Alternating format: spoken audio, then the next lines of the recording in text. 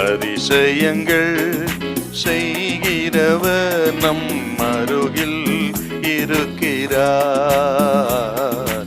அற்புதங்கள் செய்கிறவர் என்றும் நமக்குள் வசிக்கிறார். லூக்கா 8:52.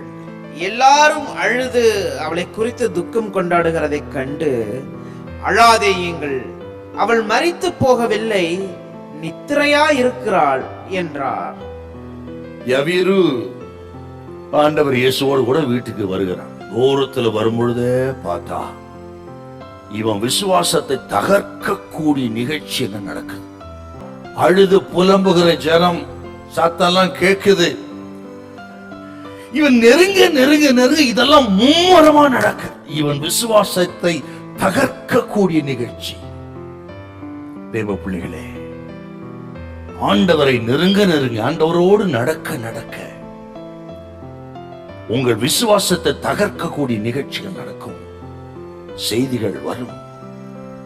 ஆனால் கர்த்தர் சொல்றார், பயப்படாதிருங்கள். அப்படிலாம் ஒண்ணும் நடக்காது. கர்த்தர் திட்டம் தான் நடக்கும். அவரு வீட்டுக்குள்ள வந்துட்டு இன்னும் பயங்கரமா இருந்திருக்கும். ஆனாலும் யவீரு அசையவில்லை. என்னோடு வருகிறவரின் மகளை உயிரோடு எழுப்புவா, இந்த அழுகையின் சத்தத்தை அடக்குவா, புலம்பலை அடக்குவா, துர்ச்செய்தி அடக்குவா அப்படின்னு விசுவாசித்தார். தாங்க விசுவாசம்.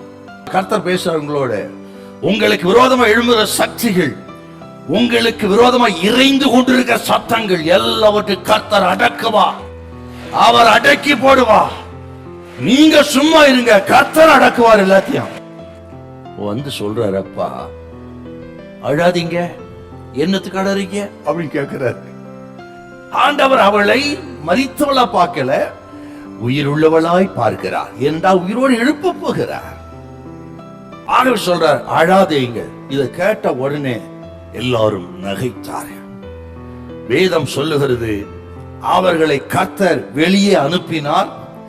அவர்களை அகற்றினார். சும்மா இல்ல, அவிசுவாசிகள், அவநம்பிக்கையுள்ள இயேசுவின் வல்லமை விசுவாசிக்காதவர்கள் இந்த அற்புதத்தை பார்க்கக்கூடிய பாக்கியத்தை கொடுக்கல. யாருக்கு தருவார்?